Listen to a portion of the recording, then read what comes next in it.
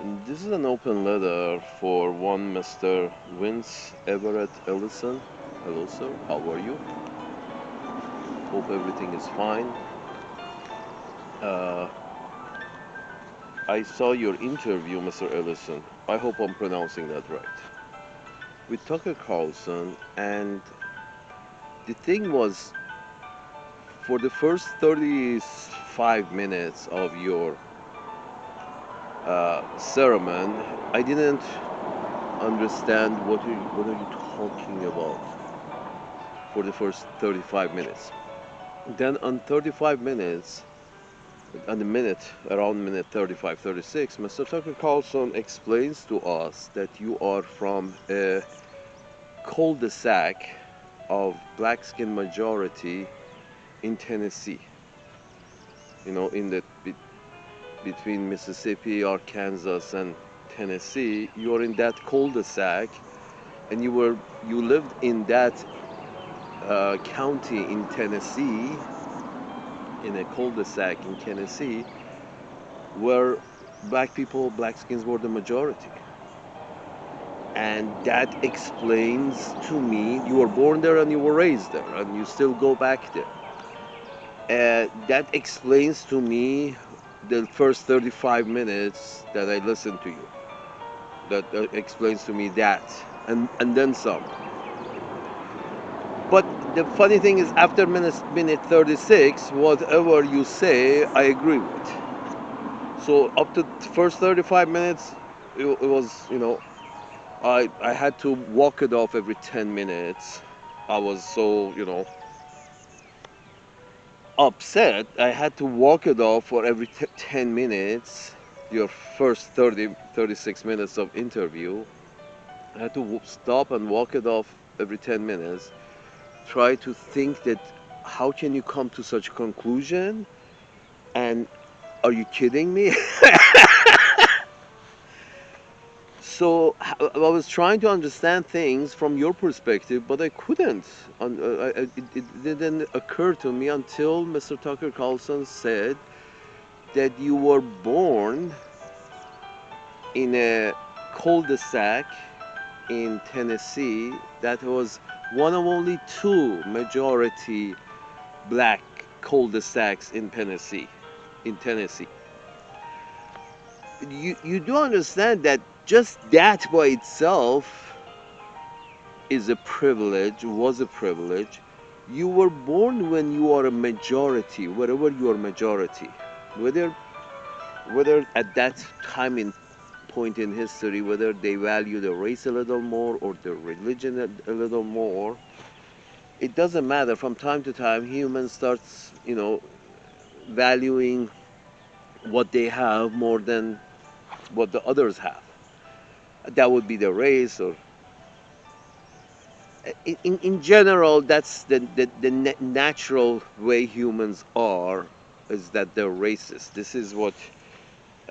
So let's start like this, sir. When you say right at the beginning, when you say I will protect my brother even if he's wrong, that's privilege. That is fraternity. And absolutely not.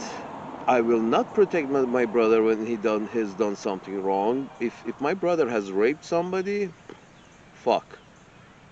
I wouldn't protect him because it's just not the truth, Mr. Carlson. It's not the truth. If your brother is guilty, he's guilty. He should, whatever punishment they dole out, I must dole out to him as well, to me as well, because then that becomes a question of fraternity. The whole idea of fraternity, which here's the thing: when I say you were born in a majority, we all have fraternities. Which fraternity you belong to? Is it the fraternity of your religion, or the fraternity of your nation state, or the fraternity of your tribe, or to a fraternity of it just when you're born, if you're part of the fraternity which has the majority of members, you come to have a different perspective in life than when you're born, when you're part of the very, small minority. You see what I'm saying? Your perspective differs very much. So, what you overlap with Mr. Tucker Carlson and have this kind of understanding is over the fact that Mr. Tucker Carlson was born in La Jolla, in a rich white section of La Jolla, which is the whole of La Jolla. So he was always part of the majority. He has the majority mindset. Here's the thing: when when I say the majority mindset, I mean the majority mindset that you say God gave me my freedom. No, He didn't. Yeah, there's something in the Bible or something in the tradition and what has been passed down that freedom is a good thing. Yeah, I agree, but you understand that those Europeans who did enslave you did it while they were working with the same book. So you can come out of and there are also I understand it has been explained in the Bible how to treat your slaves. So it's not a real exactly a progressive book. It's a mythical traditional book about the way things were our forefathers had done. Our forefathers were not geniuses. You do understand that people, as they understand more, they learn more. It becomes a bit, stupid to, carry out traditions that used to be carried out 50,000 years ago, or 5,000 years ago, or 6,000 years ago, or however old you think your book is. As the man progresses, finds new solutions for old problems and new problems. My point is that so going back to the old book is not a good idea as a solution to your problems.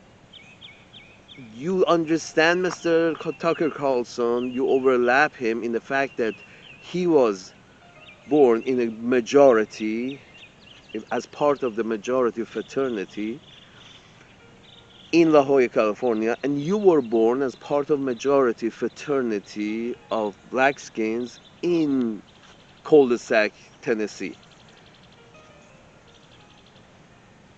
You will have more or less same perspective in life because you were born in a majority where you were part of the majority.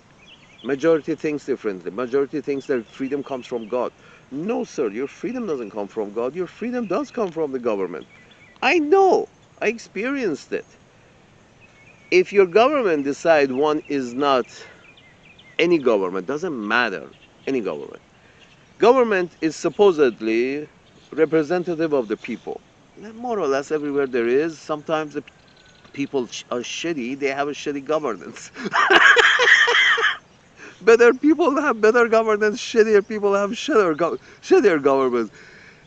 When I say shitty, it's a government they can't understand because they haven't been educated in understanding how governance work. That's when things become shitty because people are so not educated that they don't understand how the government should work. And they're not educated, and educated people are fearful, and fearful people are always on the offensive.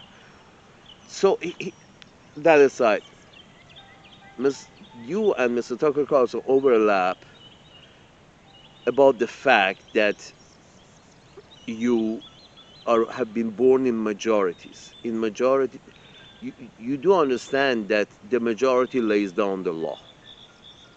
The majority always lays down. That's how democracy works. The majority lays down the law. Now, the idea that a minority can say, God gave me my freedom, come and take it if you can, you know, get past my point 38, gun for those who are given the right to enforce the laws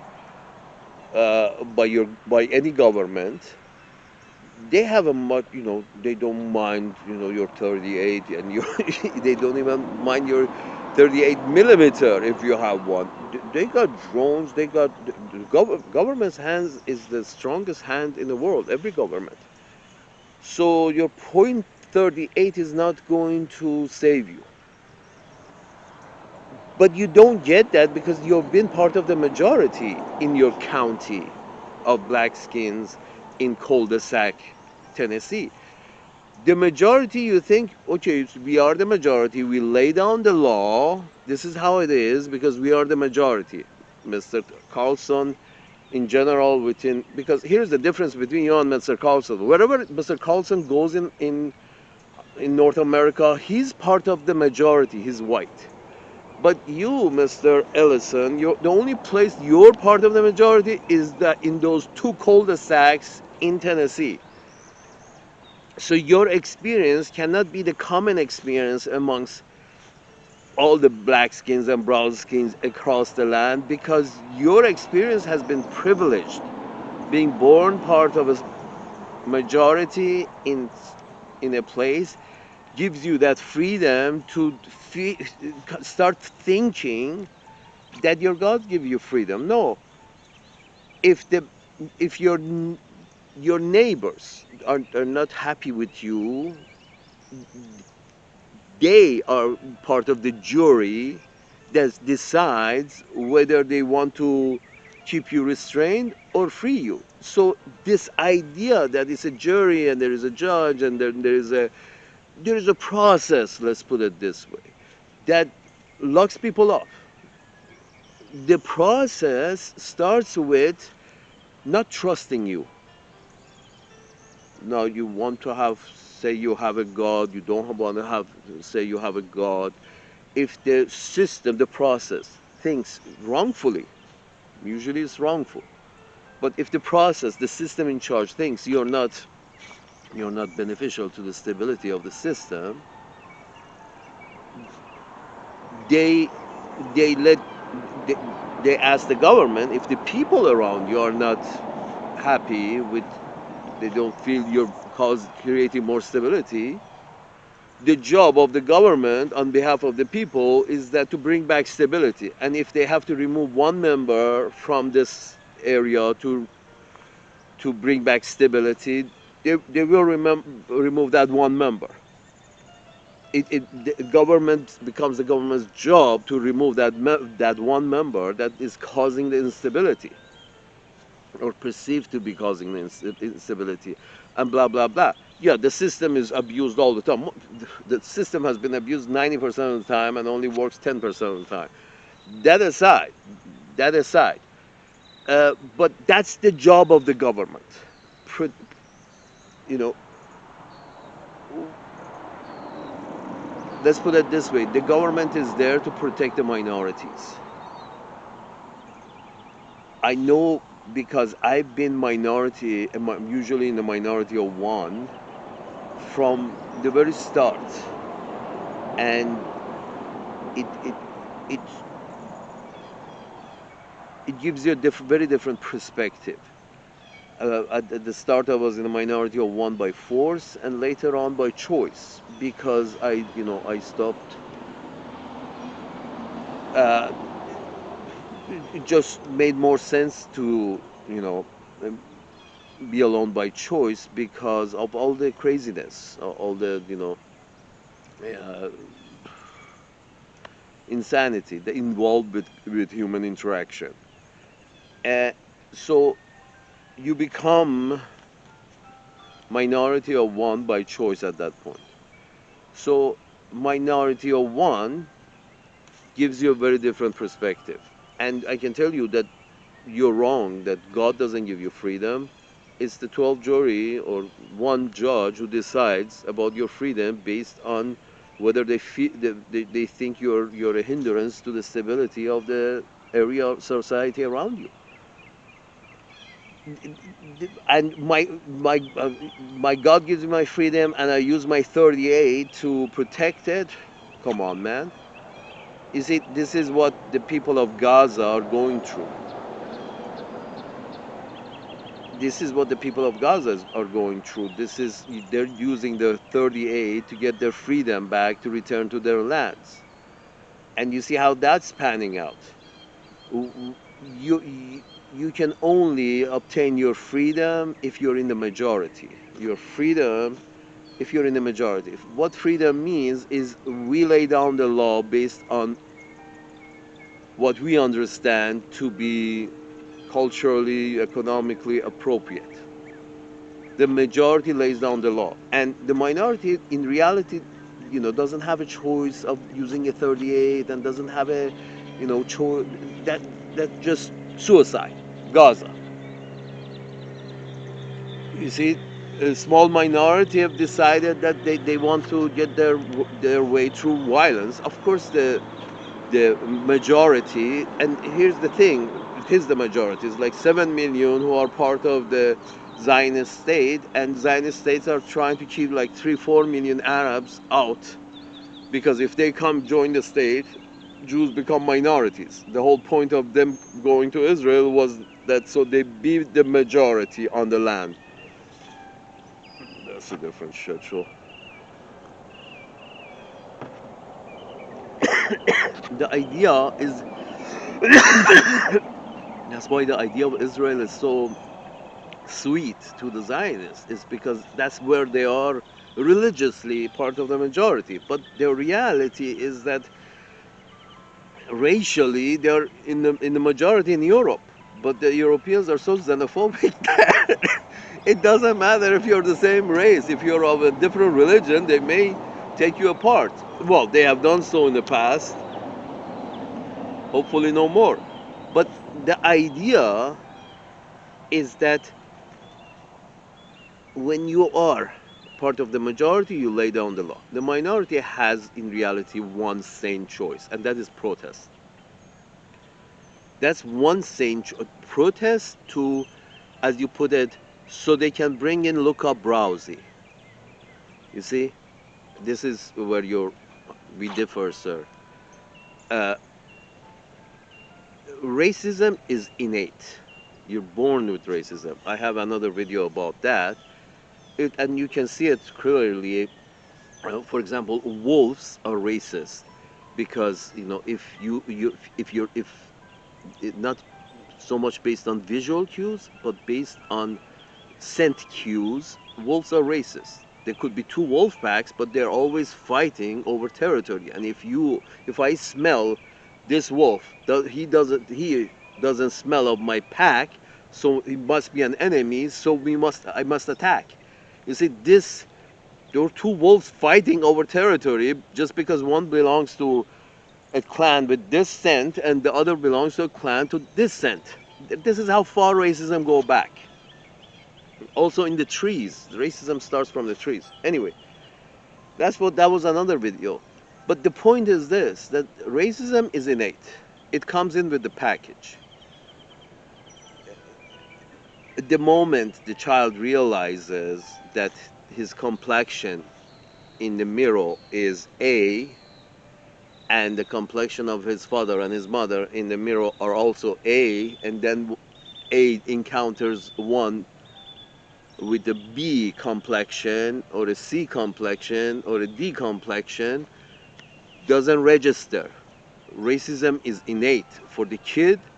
Have you seen a lot of kids that are one race that another person from another race has picked up this kid and held, and suddenly the kids started screaming because they see the difference in the complexion. So if your complexion is not like my father's complexion and my mother's complexion, then you must be the enemy, an enemy, because your complexion is not like us. This is innately built, just like the wolf and the scent, innately built. So this idea that uh, you know we are going to sweet talk to them so to change their heart.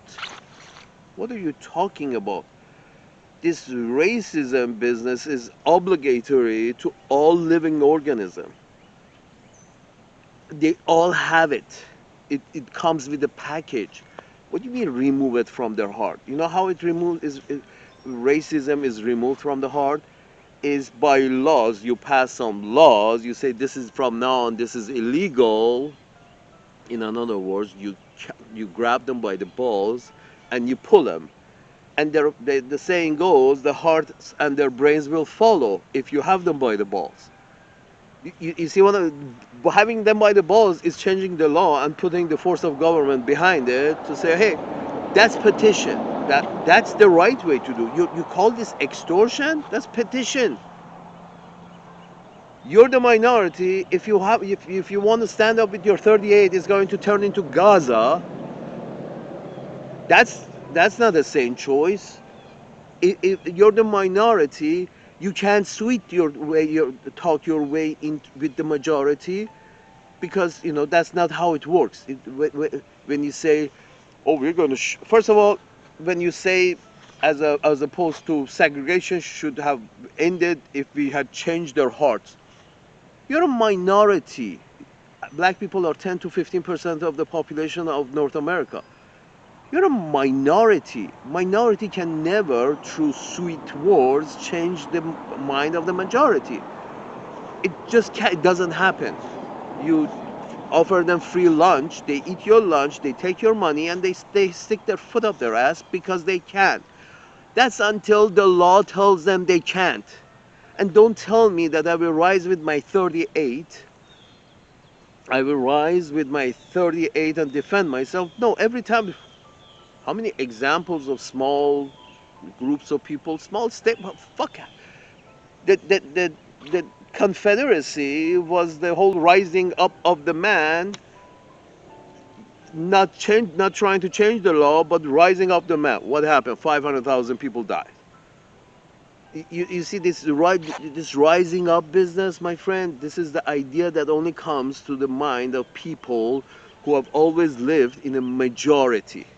Tucker Carlson in his own majority in La Jolla, and you in your own majority in Cul-De-Sac, Tennessee. So from your mind, yes, we have power. Yeah, you have power because you're the majority. But you do understand that it's okay for Mr. Tucker Carlson to, you know, say that yes, we should, you know, protect ourselves. There's no protecting yourself against the government. That would be the Wild West. What you have to do is try to peacefully, fairly, try to adjust some laws so people can coexist better. You see what I'm saying? So this idea that no, God gave me my freedom and my weapon will protect my freedom. No, your weapon will just get you killed.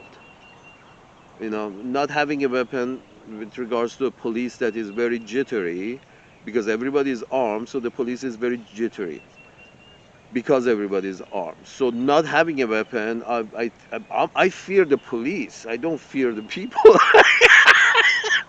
And they have a mandate to keep stability, so and many of them, may eventually become trigger happy because it just goes with the job. It's a very nerve-wracking job, this policing. So the idea that you can stand up for your right, that can only come from the mind of people who have grown up in the majority. Right? We can stand up to the law because yes, you are the majority and the law was you usually don't. This is the thing, the majority doesn't usually have to stand up to the law because the majority is the law. The majority, they have some kind of a government, elected or selected, who's still supposed to represent the majority, and does most of the time.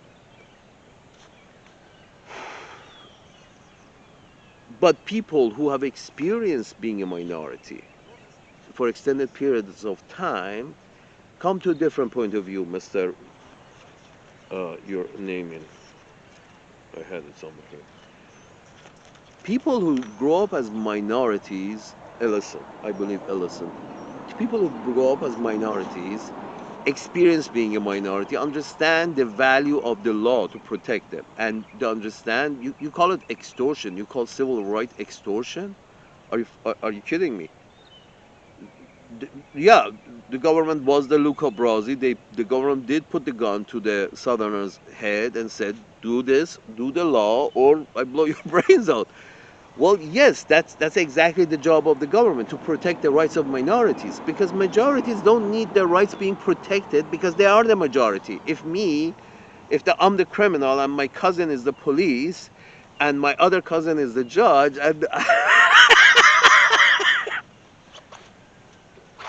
because we are the majority, we fill the majority of positions in governance because we are the majority, whether be it religious majority or a racial majority or ethnic majority, doesn't matter.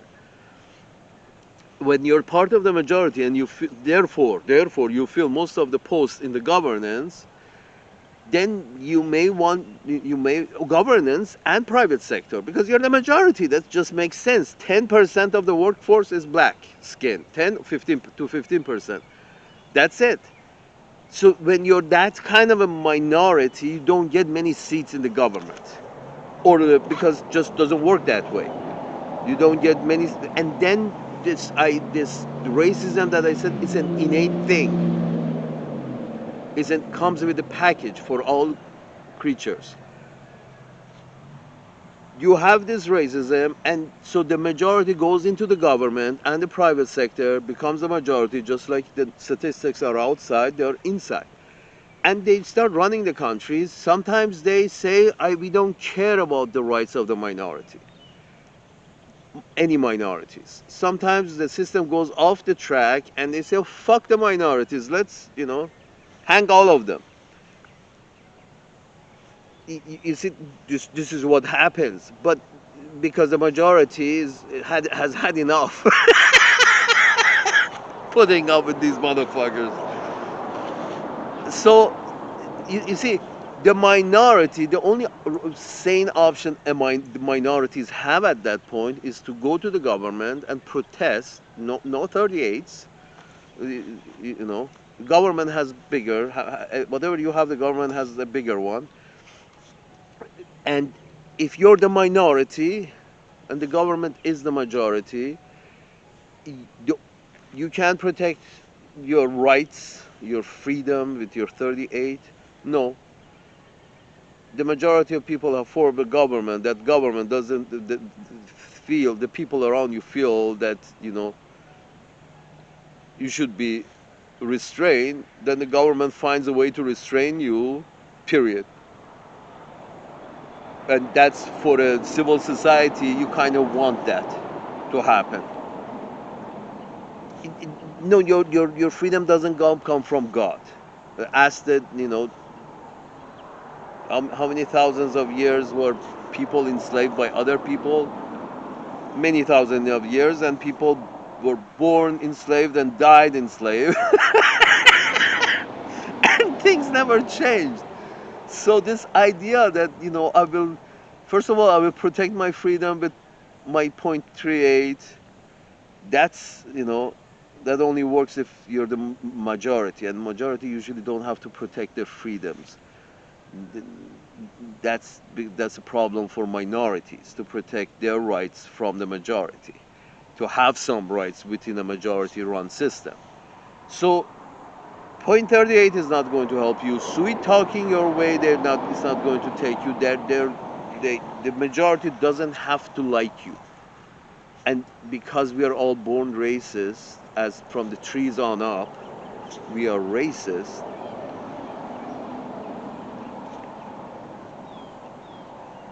It becomes the only sane option is to protest. Go to the government and protest that we are being mistreated here. Please grab them by the balls so their mind and heart could follow. End of story. And that's what Luca Brasi did. That's what you understand. Luca Brasi did, and that's what Uncle Sam did. Grab them by the balls so their hearts and mind will follow. You can't. The majority can be nice to a minority to that sweet talk and convince them to follow. A majority can sweet talk a minority into following. Be nice to them, build a better school than them, and bring in their children into your nice schools. And so you know you like us. You, the minority, like us, the majority. Minority can never do that. Just doesn't have the numbers. When you're 10% of the population, Mr. Ellison, there is no option for you to go and build a black restaurant in front of a white restaurant just in order to serve the black people. That can only happen if all the black people from all of the United States and North America go to, you know, North Carolina, South Carolina, and Georgia. If all the black people go over there and live together, then you may be able to say, okay, for every McDonald's, if they want to be racist, let them be racist. For every McDonald's, we build a Smith over there for the black people, and everything will be fine. That again, that only can happen if you are at least 50-50. But you're not 50-50 with white people in North America, sir. You're more like 10 to 15% of the population dispersed. 10 to 15% of the population dispersed doesn't have the numbers to go mano a mano, as you say, and just show the goods. There is no goods. There's like 3 black people are working in a company. These 3 black people have to, everybody leaves for lunch, everybody eats at the lunch counter in the corner. These 3 black people have to go back to the black side of town to eat. Are you fucking kidding me? It was unworkable. But the Southerners were so comfortable in their skin that they say, hey, it's workable. Yeah, let them go. Let them go to the black side of town and eat. I don't care. So this was the crazy part.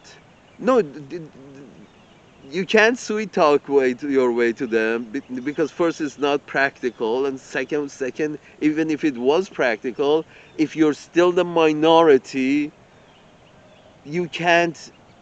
You can only protest the majority to give you your rights, some rights. You see where I'm going with this? Fighting the majority, for your rights, and that doesn't work. That's just suicide. We are seeing it in Gaza. That's a minority of brown people from West Asia which have become the focus of all the arsenal of North America and Western Europe. All the arsenal of North America and Western Europe has been pointed into Israel, and that small majority of 7 million over 3 million, that majority has been able to decimate a whole bunch of brown skins in Asia. You see where I'm going with this? That minority of brown skins started fighting because they didn't get anywhere with talking. You know why they didn't get anywhere in talking? Because they didn't have a Luca Brausi.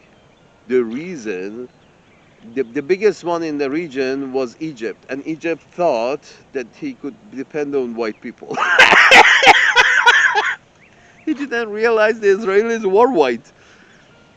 Anyway, the majority of people over there is a minority of Asians. That's the Palestinians. The local flora and fauna has been cleared off the land, and that can only happen because these Palestinians don't have a Luca Brausi.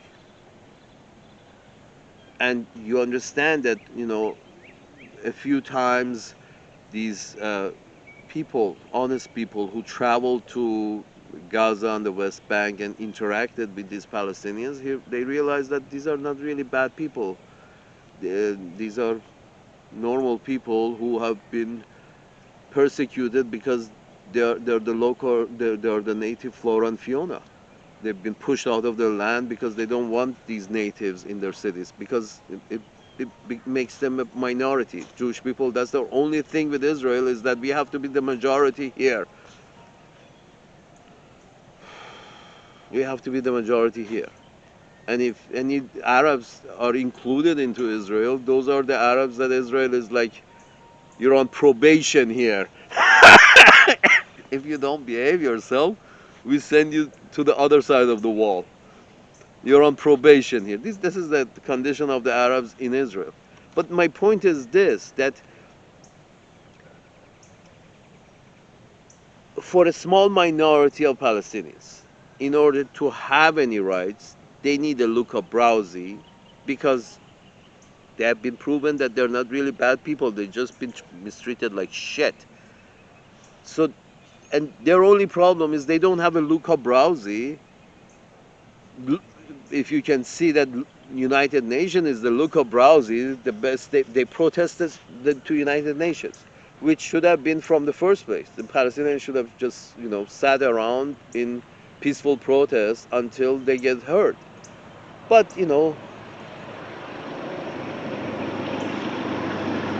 that's a long story.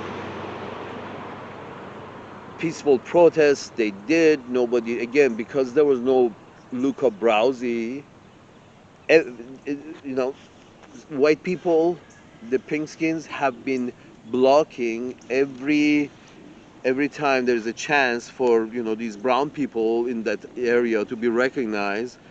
Some white people, either the British or North Americans, Uncle Sam's managers, have been blocking that attempt, and they could do with a veto power. So United Nations doesn't really have any teeth. The only nation that United Nations cannot put a gun to their head is Uncle Sam's managers. United Nations cannot hold Uncle Sam's managers accountable, or as you would say, look up Rousey and put a gun to their head. So you see how abusive Uncle Sam's managers have become. They just, because they own the United Nations. United Nations is in New York.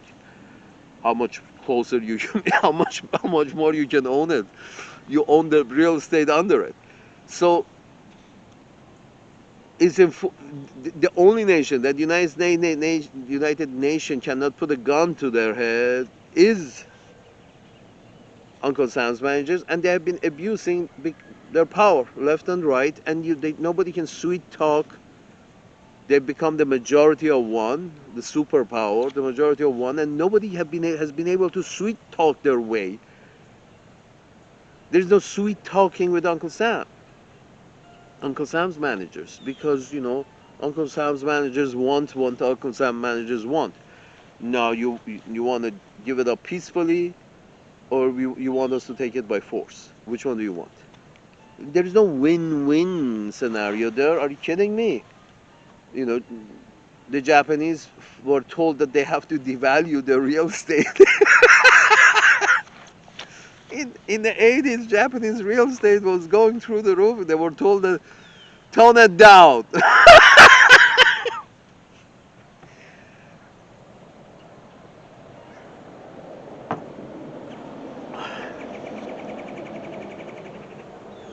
Here's the thing, sir, Mr. Ellison. I'm sorry, sir. With regards to, I had prepared a large volume of notes that I have to go over again, but the ideas that you have are privileged ideas. The ideas about freedom and minorities there's a different way beside protesting and asking for Luca Brausi to help you out. That's the only way you get anywhere. Another thing about the civil rights movement, you said that these guys had Soviet backings. Probably, probably. But you know what? The founding fathers of Uncle Sam's Land had French backing. You do realize that. The founding fathers of your land had French backing. The French and the Spanish backed the founding fathers, and that's the real reason behind you know winning your independence from King George. That was the Luca Brasi. The French handed over the guns so the founding fathers can put it to the British head. You keep this is when I say you have been born part of the majority. You don't understand that factor. The only way the minority of founding fathers could have risen up to the British and be successful was that if they had the backing of a just as a big a nation state as the British, that would be the French and the Spanish.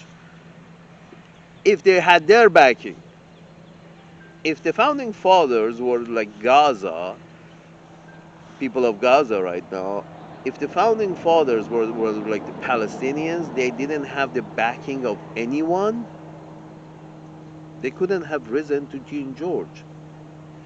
They had to have the backing of a nation state as big as England. The backing of a nation state as big as England so they can put the gun to the British head and ask for their freedom.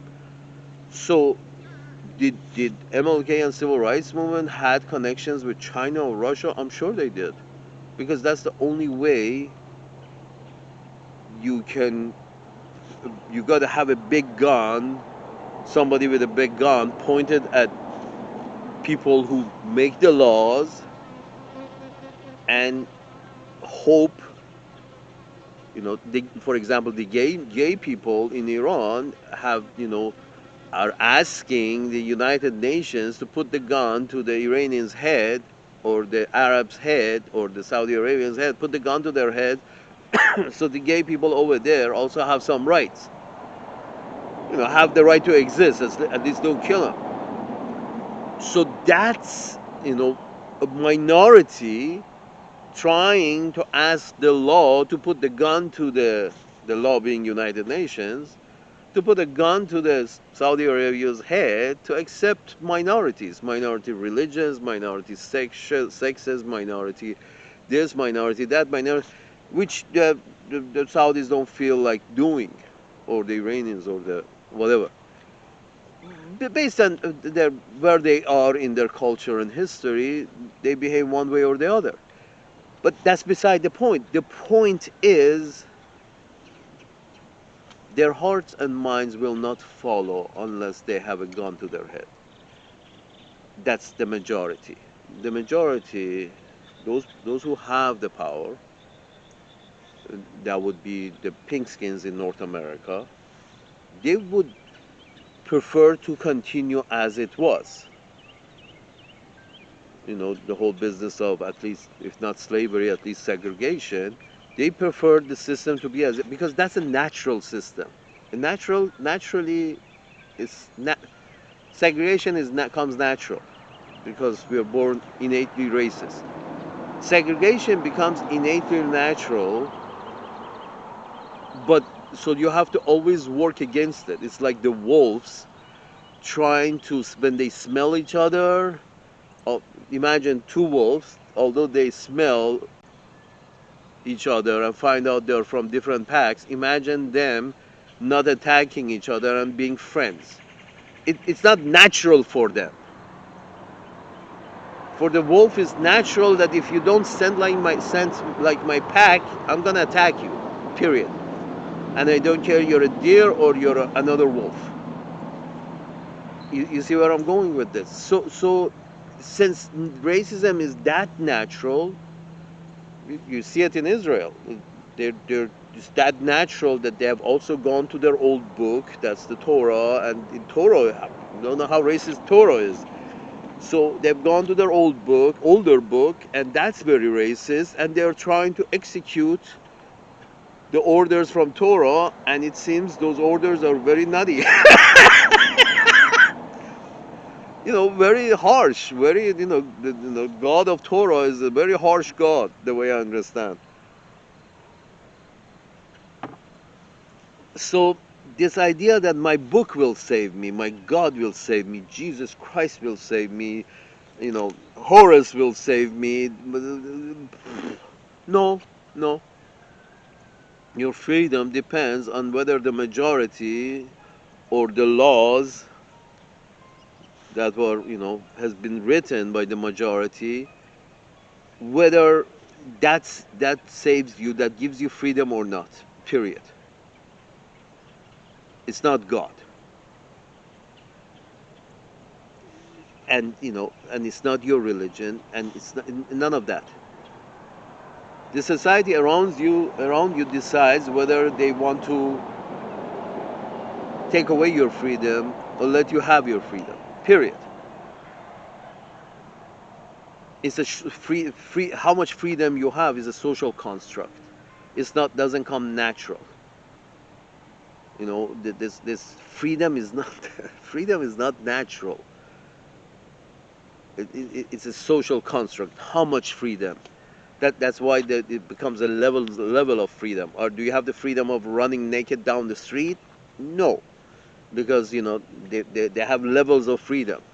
Do people from do people from an island of Nauru have the right to run naked down the street? They probably do.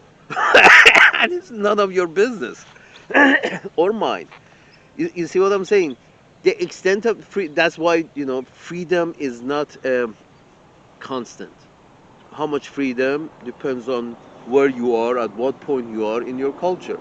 Period.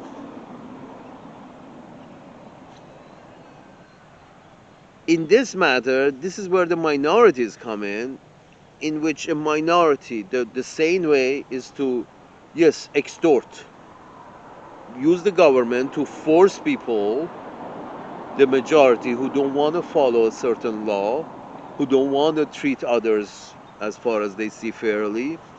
Whether they were right or wrong, I don't know. But the idea of fairness was in the law.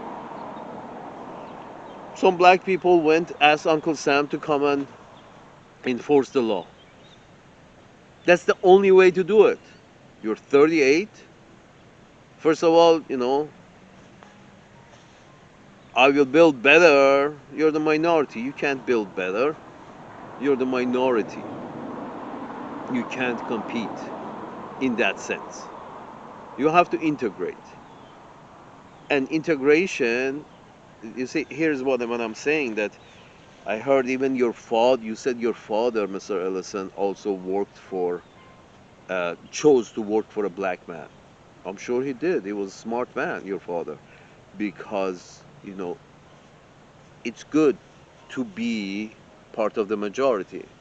And what better majority than when your boss is even your own race?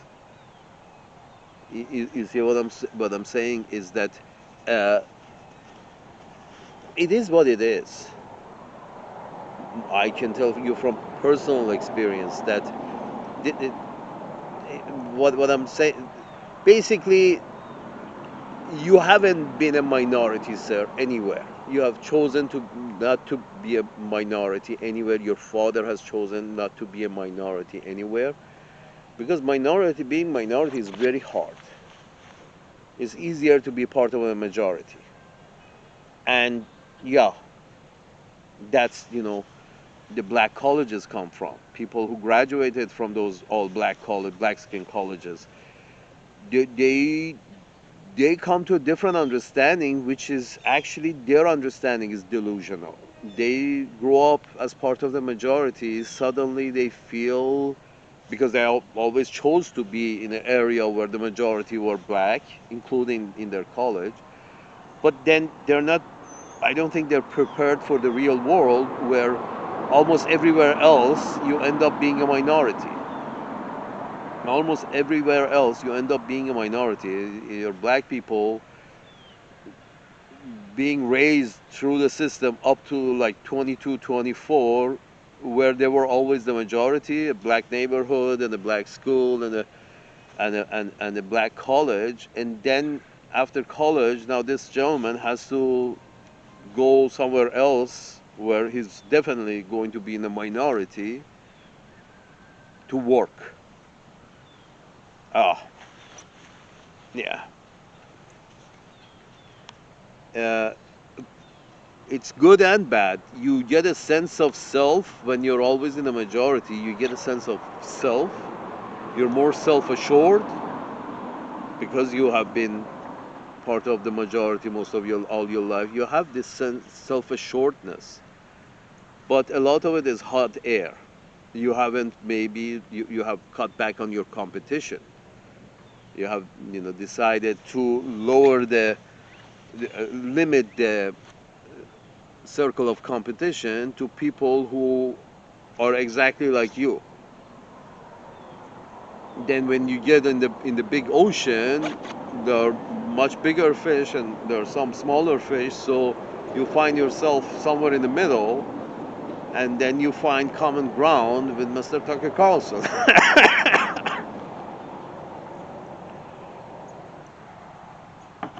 Not realizing that Mr. Tucker Carlson is a big fish in this big ocean because he's part of that big majority of, you know, school of fish. Not realizing that Mr. Tucker Carlson is part of the school of fish, and you're Nemo. You were in the biggest fish in your cul-de-sac in Tennessee, but in the big ocean, you know, there are schools of fish the size of Mr. Tucker Carlson. And if they go based on their natural inclinations, which are racist, as we already went over it. Wolves are racist, trees are racist. Yes, read about it. Trees only help other trees of their own kind when their roots meet underground. When trees of the same kind, their roots meet on the ground, underground, they form a connection, and through their connection they do exchange nutrients and water between them, so neither one would suffer too much. So a collection of trees of the same species have create safety nets for themselves by allowing grafting of roots underground. Now, in this very primitive format, if you are part of a large group of these trees of same species and you are the Nemo amongst their bunch, you are a different species between all the majority, which are of this species, you'll have a shitty time growing up as a tree. You're going to be weak and you're going to be, hungry because the majority are grabbing the majority. First of all, the majority are bonded because they're of the same race. Second, because you're in a minority of one, and nature is very racist. Doesn't care you're a minority of one. Nature will crush you as a tree, even as a fucking tree. The nature is racist. The 5 species of one tree that is around you will block your sun away and will take your water away between the 5 of them who are connected and helping each other, and you're in the middle trying to raise your head. No, sir. If you're a minority, you have to come up with you protest if you're intelligent and you're part of the minority. You protest, and trees are not intelligent. So, but if you're a human and you're intelligent, you as a minority you protest to whoever is holding the big dick, and you protest to him and say, hey, my situation is not well here. The canopy on the over the forest is not letting me grow, so please ask these big trees to cut back on their, although they're of the same race, they should cut back and allow me also to grow between these trees, of which are of the same species, because I also have some rights. We consider minorities having some rights, sir, is because we are the intelligent species. We are not trees and we are not wolves. You can imagine one wolf from a different pack suddenly being surrounded by wolves from the other pack. Naturally, it's a racist thing. They're going to, take him apart. That's what lynching was all about. The majority finding one minority to pick on, and they picked they picked them on. Anyway, being nice and having a 38 will not protect you, sir. Will not change your condition.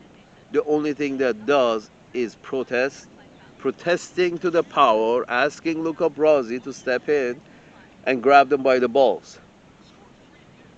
So now you have, you know, you are in your cul-de-sac in Tennessee. You felt like the majority. You were the majority. You felt like the majority. You felt self-assured. Now you have gone to the big cities, and also even not now. You also found another cul-de-sac somewhere else. But the point is this: your experience is much different from the experience of a large portion of black people who didn't live in black cul-de-sacs in Boondock, Mississippi or Tennessee. They have the experience of living out on the outer rims of large cities. You have the office center in the cities, and then you have the commercial center in the cities, and then you have the poor residential section in the cities, which contains portions of black poor people. And the rich white folks just went over, bypasses to their offices and back because they didn't even want to, interact in the same streets as these poor people who live on the outer rims of large cities. These folks have to integrate. They cannot be independent. And another thing about you can't sweet talk your way in. Have you heard of your Tulsa massacre? They became independent, and they were living on the outer rim of the city in Tulsa, and they tried to not integrate, be independent, have this small section of the city all black run and black owned, and everything was fine. But the majority, what happened was basically the majority didn't feel this minority had the right to have a better life than the poor white folks could afford.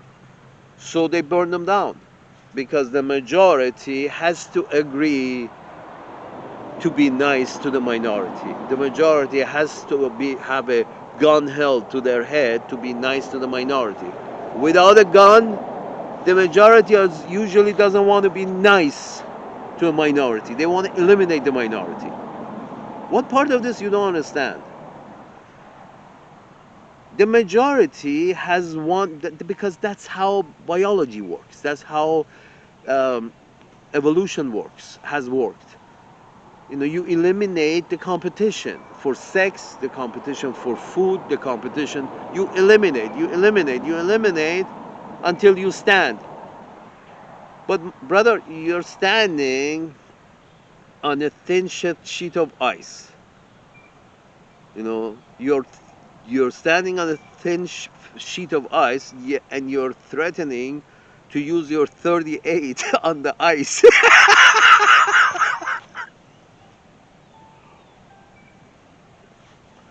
The only thing that 38 is going to cause is that it's going to break the ice and help you fall into the cold water of majority run society with no regards for minority rights. Yeah, MLK protest was the only way to go. They were right. But then you reach the point and you say, but look at the fruits. The fruits are bad. So civil rights idea was bad. What are you talking about, sir? Are you fucking kidding me?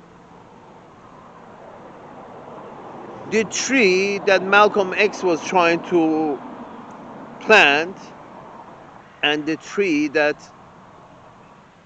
MLK were trying to plant and other black thinkers, the trees that they were trying to plant, this is not their tree. You say black people went up the socioeconomical level until the civil rights, and then they flatlined. Yes, with activities happening that led to civil rights, the black people rose. But then they killed those guys with those trees who were trying to plant those trees. The majority white folks who had the government in their hand. They killed those leaders. So the tree that has formed since civil rights, this is the deformed tree that the majority pinkskins have brought about. This is not a tree that MLK had in mind. What are you talking about? The tree that they must be bad because it's bearing bad fruit. No, sir. I'm telling you what is bearing bad fruit. The cause of bad fruits in between black folks in the United States is lack of education. Uncle Sam's defense budget is 16 times Uncle Sam's uh, education budget. Defense budget is 16 times, probably by now 18 times, 20 times the education budget. Defense budget is 20 times the education budget. That is the tree that you're talking, the bat. This is the tree. This is not the tree that MLK had in mind.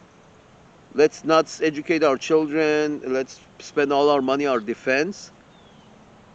This is not his idea.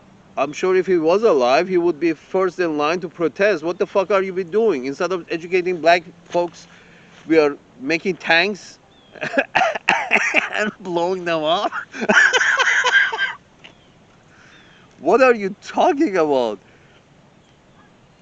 The civil rights worked, and you see that there are things that lead up to civil rights, and those lines of thoughts, and those leaders who guide their people help the standard of living rise, help their people think better. Standard of living rises until civil rights. They get rid of the heads, and then you flatline, and went downhill after that.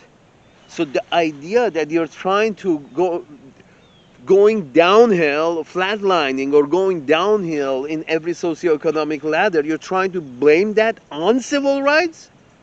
Are you fucking kidding me? I mean, they killed MLK and Malcolm X, and they brought in Jesse Jackson, remember him? And Al Sharpton.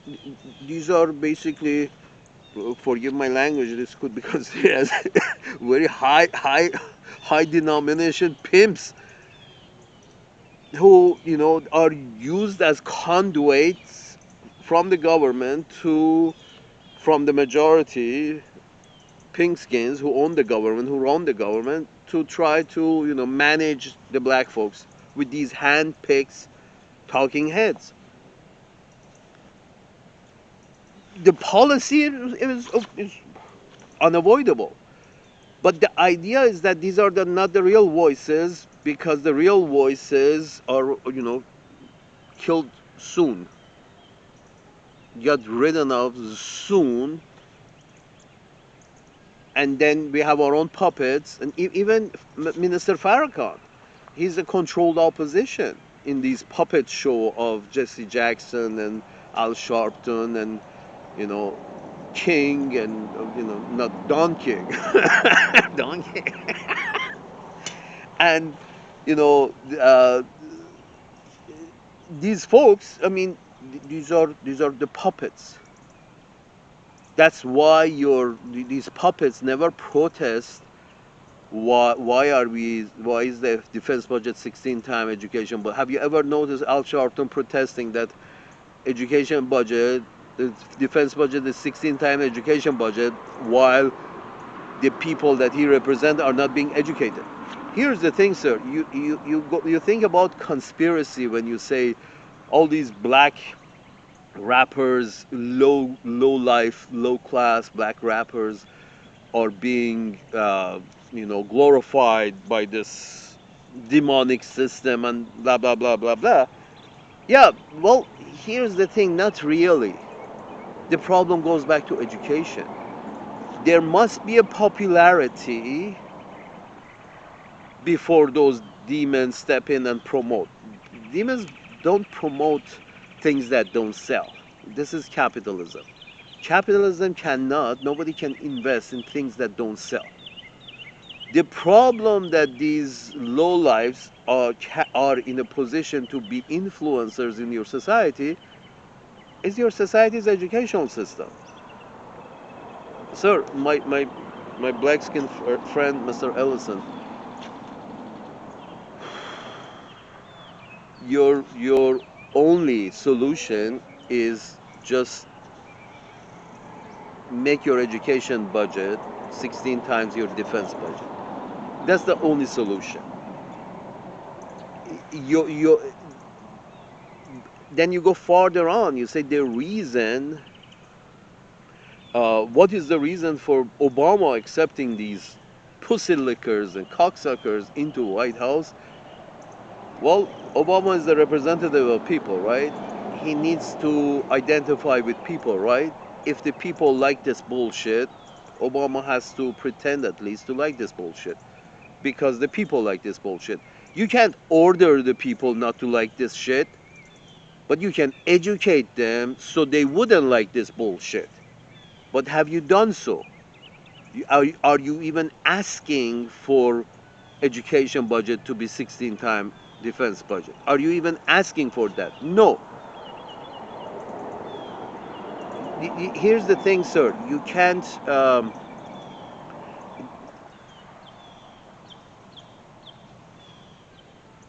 I don't know how much simpler I can put this.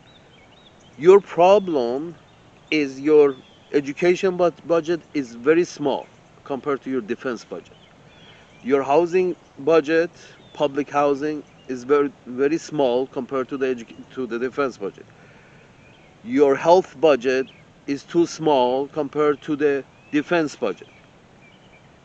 These publicly needed organizations are getting peanuts compared to the stakes that the defense is getting. So my point is this, that if you want your people to choose better idols, to have the sophistication to choose better idols, you need to provide them with good education. You provide them with good education, they become sophisticated enough to choose better idols than their leaders in order to relate to them, will invite to the White House those better idols. You see, educate your people so your people are become more better thinkers, more sophisticated, and therefore choose better idols. Once you do that, your public representatives at that point also have to suck up to those idols and not shitty idols. In other words, I'm trying to tell you that if public were well educated, they would be following philosophers, not ass shakers. Are you following what I'm saying? If public were better educated, the education budget was 16 times the defense budget, the public would be feverishly following philosophers and thinkers online, offline, blah, blah, blah. But if the public are uneducated, they follow monkeys. Do you see where I'm going with this? They follow the circus. How many educated people do you know, well educated people do you know, who are dying for the circus to come to town. You see what I'm saying? Or the next football show and the next basketball show. How many do you know? Not many. Not many. You see what I'm saying? The degree of sophistication through education determines what you enjoy. Do you enjoy following a made up wrestling match like WWE and WWF? Do you enjoy that, or do you enjoy you know, a philosophical conversation with such and such thinker? Which one do you enjoy? That shows the degree of your sophistication, and that comes from your education. Eh, your pop idols have become shitty. Your politicians have become a little less shitty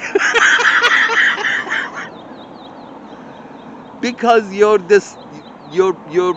public standards have dropped. That's because your public are no longer sophisticated, and that's because your public have not been educated well. In the 30s, 40s, 20s, they were educating their public well. So in the 50s and 60s, it paid off. There were educated public who would start building. Has education been going up or down? I rest my case. From the 30s and 40s. Obviously, it has come down because this is the fruit. Sir, if your people are following shitty idols, this is not the nothing. It has nothing to do with civil rights movement. This is to do with after civil rights. In fact, up to the civil rights movement, everybody was going up. Education was, was valued. It's after the civil rights movement, after you killed those readers, suddenly education was devalued and Vietnam War was started. Korean War was started. Back to the old colonies, start killing people. The moment the education was started being devalued, that's in 50s and 60s, is when, wars also started. Politicians are, why they're not of high grade? Because people are not sophisticated. Why people are not sophisticated? Because people have been kept uneducated. Why? Because the defense budget is 16-time education budget. That's the only thing you should demand from your whoever is ruling you in Uganda, in Somalia, in Egypt, in China, in wherever. That's your only demand from the government has to be education. Because with education comes sophistication. With being sophisticated, you choose better leaders. If you want to have a democracy of intelligent people ruling over you, you have to have sophisticated people. And your 38 is not going to save you. Stop believing your own bullshit. Salute, sir.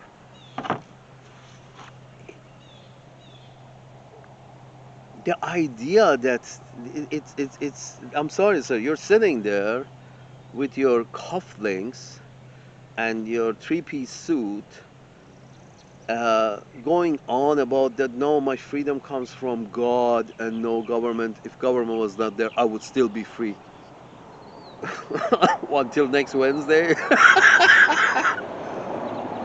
Or until, the majority decides that, they don't like you to be around anymore. Again, you said that, no, we segregate ourselves. Yeah, that's the idea. That's the only way you can, because we are innately racist, the only way you can really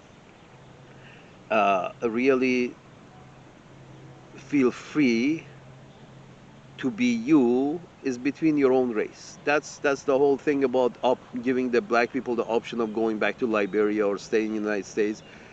And that may have worked. You would be living in Liberia, but you would be free. That's not a good option. And the other choice is just to collect all black people in America into North Carolina, South Carolina, and Georgia, and be all majority black counties in all black states, and go about your being free without trying to force the majority white people to respect your freedom. Without having to do that, that's the only way you could have achieved some kind of freedom, by being the majority in those states. But believe me, Uncle Sam's managers would not be happy about that, because if that happens, they will take away their right to vote from those states that are majority black.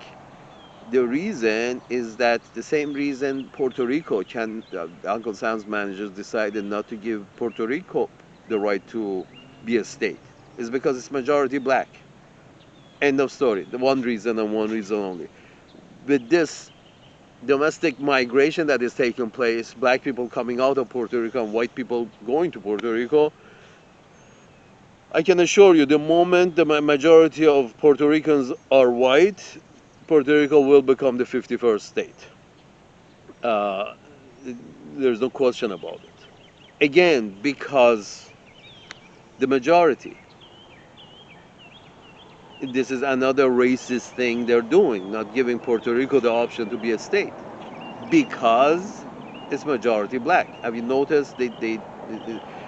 Again, sir, you're walking around under, because of the rights that they gave you, the society had decided to give you because of all those protests.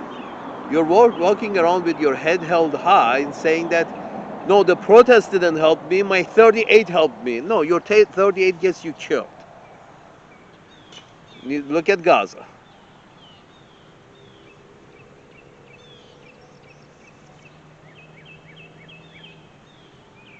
You see, this is what I started my conversation is, um, this is how it is. When you are a minority, you really do realize that if the laws don't protect you, you cannot build a wall high enough to protect you. If you're a minority, if the laws don't protect you, you cannot build a high enough wall to protect you against the majority. Period. You have to play nice with the majority. They have to want you be alive. If they don't, if the laws don't prohibit your elimination, the majority will eliminate you. If because you don't look like them or you don't pray like them or whatever. The laws are there to protect the minorities.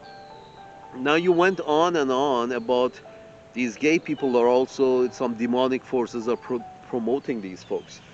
No, that's really no. If you go back and listen to a conversation that Tucker Carlson had with the Russian philosopher, uh, he explained that this is the natural progression of individualism.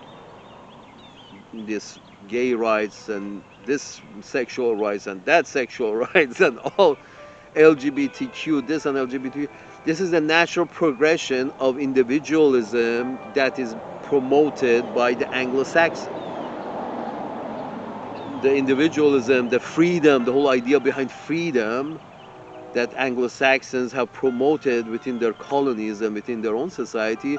Well, this is the natural progression of that. And they call it pride because that's the opposite of what they used to feel like, ashamed. That's why they call it pride parade. This is my view, that they used to be forced to feel ashamed because of what they did or whatever, how they felt or what they did. Now they don't feel ashamed so much. Now they feel proud because the society has decided that this individual also has the right to be an individual, choose what sexual preference they have. My point is this: that again, that's not a demonic force. That's also the natural progression of the way you have chosen. You haven't chosen, uh, you haven't chosen to go towards conformity. The whole slogan is freedom, freedom, freedom, freedom. Well, freedom is the Wild West.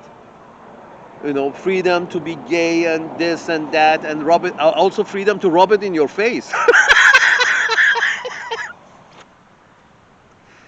So where you draw the line with freedom, again, you have this contradiction that you say Bible tells us how to live. You're right, but that's exactly the opposite of freedom. So you can't really say that I hold my gun in one hand and I protect my rights with this freedom, with this gun, so I can be free, and you have a Bible in the other hand. They don't match. Bible, religion, all religions is about conformity. It's about cutting back on your freedom. Religion is about conformity. The whole business of going in like this, standing there like that, praying like this, saying these words, blah blah blah, this step, next step, the other step. That's all about religion is all about conformity. For heaven's sakes, they have a uniform. The nuns have it, and the preacher's cloth. That's also a uniform. It's all about religion is all about conformity. You pray to the same God, you do the same magic, you do the same uh, whatever you do, performance, and that's accepted. That's conformity. You can't say I want to be free, but I also be conformist to this book. The LGBTQ guys are also saying the same. Hey, aren't we supposed to be free too? I want to be free to do this. Again, you you can't say, oh, no, oh, you're only as free as my book says you're free. I'm sorry, your book, sir, has references to slavery and how to treat your slaves, your slave women, and your maids who have become your concubines, and your concubines who have become your maids, and it's all chapters about how to deal with slaves. So this idea that this is the book of freedom, you're pushing it. Then you go about and say that on one hand you say MLK was not a Christian. Of course he was not a Christian. If he was a Christian, he would be preaching a ham business. Even you referenced that a lot of these preachers literally told their flock that yeah, you should expect to be treated like the slave because you're a son of Ham, and this is what this is your life. Get used to it. Well, if Martin Luther King was also a preacher, he wouldn't be Martin Luther King. He was probably had communist ideas, socialist ideas, civil ideas that says no, you're not the son of Ham. Get the fuck off from your knees. You're not the son of Ham. You're a human being. That's the whole point. Yeah, of course he wasn't a true Christian, because the true Christians were preaching black people were a son of Ham. Folks, sir, you can't expect the book that the British, the French colonialists, you can't expect the book that they brought you, that they were living according to, supposedly, you can't expect that book to be against slavery and for freedom. It's a religious text. It's all about conformity. It's not about freedom. It's about conformity. And if you can, persuade the black people that they're the son of Ham and they should take it up their ass all the time, well, if you can create conformity within that perspective, then you have a peaceful plantation. And no, you cannot compete with the pink skins in North America in anything. First, because of your numbers, 10% of population cannot. Second, you said no. You see how NFL and NBA we flourished, the black people flourished So we should go mano a mano with, we don't need your handouts and we don't need any social contract. We get our own. Well, here's the problem, sir. NBA and NFL, these are you kidding me? This is like couple of hundred people, couple of hundred people as part of these teams. The rest of your society, many of them also physically fit, physically gifted. Are there any well-paying jobs left in your society for physically fit people, physically gifted people? No. The, there is no, beside these sports that demands physical fitness. Besides that, there, and being a soldier, that's it. Sports and soldier. That's the only jobs left in your societies that demands physical fitness, physical prowess. The rest has become all cognitive jobs in your society for the past 100 years at least. Specifically for the past 100 years. So, and a lot of your people are physically gifted, not, in a lot of cases, not mentally gifted.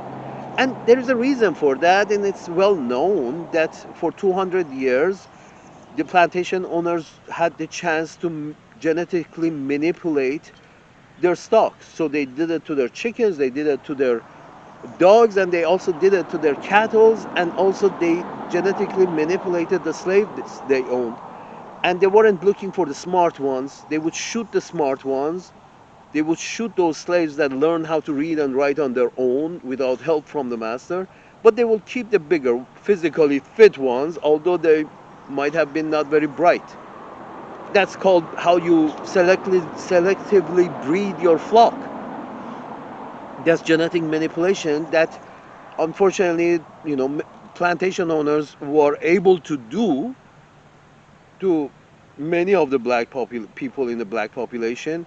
And unfortunately, those black people who came the soonest to North America in the slave ships, those who came the soonest, were more affected by this genetic manipulation, because imagine that the first ship of black people who were imported, imagine they had, for 200 years, that's 8 generations. The plantation owners had a chance of manipulating these people for 8 generations until the end of slavery.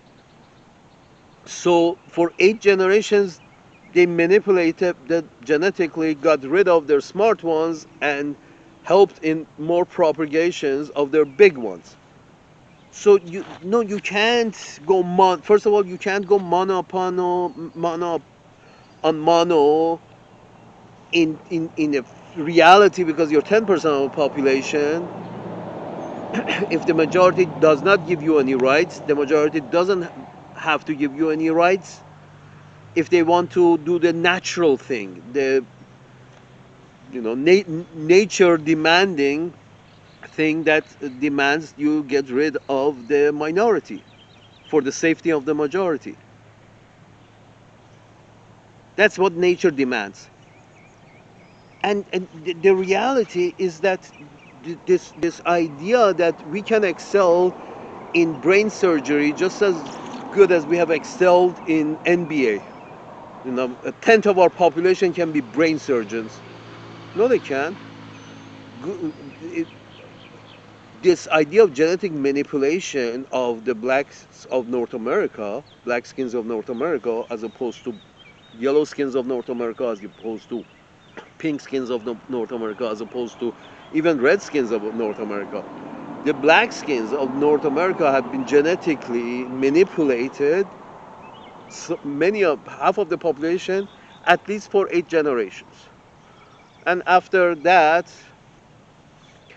those people who arrived in North America, those slaves who arrived in North America in the last ships, they were the luckier ones. Right before they abandoned slavery, those black people who arrived in the last ships, they were the lucky ones, because they arrived into the land and they weren't genetically manipulated.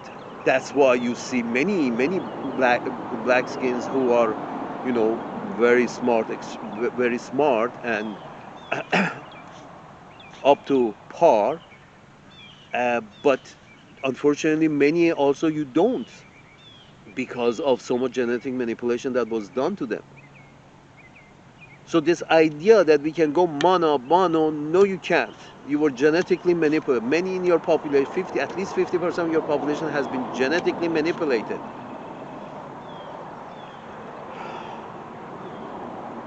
So there is no way you can go mono. Yes, no, there is always the government has to, help out, because especially because there are no more physically demanding jobs that pays well. There are many physically demanding jobs that they're on minimum wage, but there are not that many physically demanding jobs that pays you a doctor's salary. There's no need for it. If it's a job to be done that expensive and it's physically demanding, well, we make a robot for it. All that excavator is 100 year, bulldozer is 100 years old now. You see what I'm saying? All the physically demanding jobs have been mechanized because it's more profitable, because it's capitalism. More logical too. But so your population have been bred, at least 50% of your population have been bred to be, for one purpose, to be physically fit, but then all the physically demanding jobs were taken away from the society soon after. So suddenly 50% of the population is not useful for the society. 50% of the population of the 10% of the population. So that's it. Whose sin is that?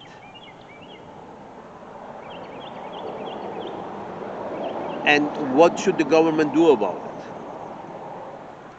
it? Should the government provide income to these people? Yes.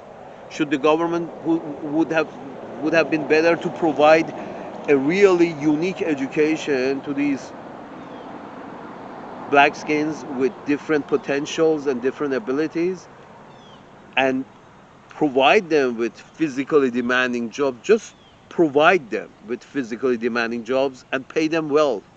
Doctor's salary. If you can dig a hole 8 hours a day, I give you doctor's salary. That a system, a well-run system, does that. Or a system that says, okay, no, I'm going to educate, not spend money in defense. I'm going to educate you per your potential, and I already know we have been genetically manipulating you, so we already know pretty much what your potentials are. So, but I'm going to educate you very well so you can make the best of your potential, which in your case happens to be physical potential.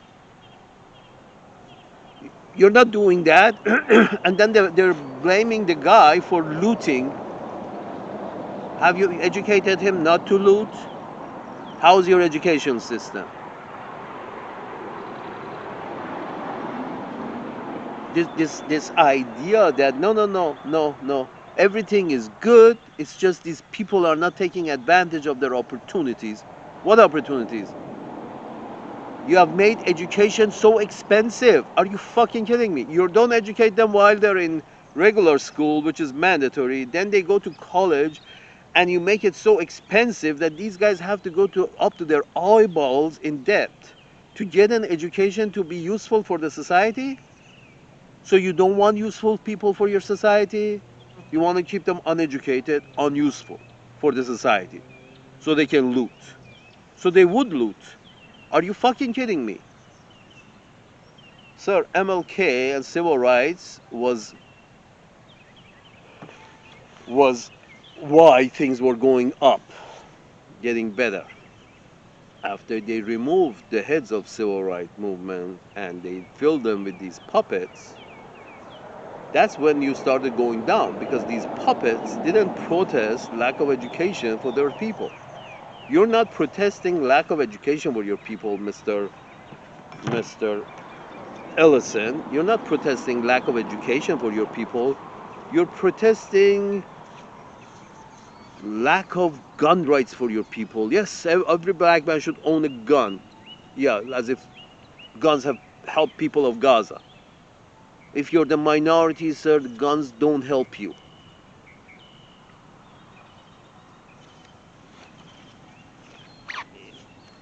If you're a minority, either reason will help you or you will die. Or they will incarcerate you. Period.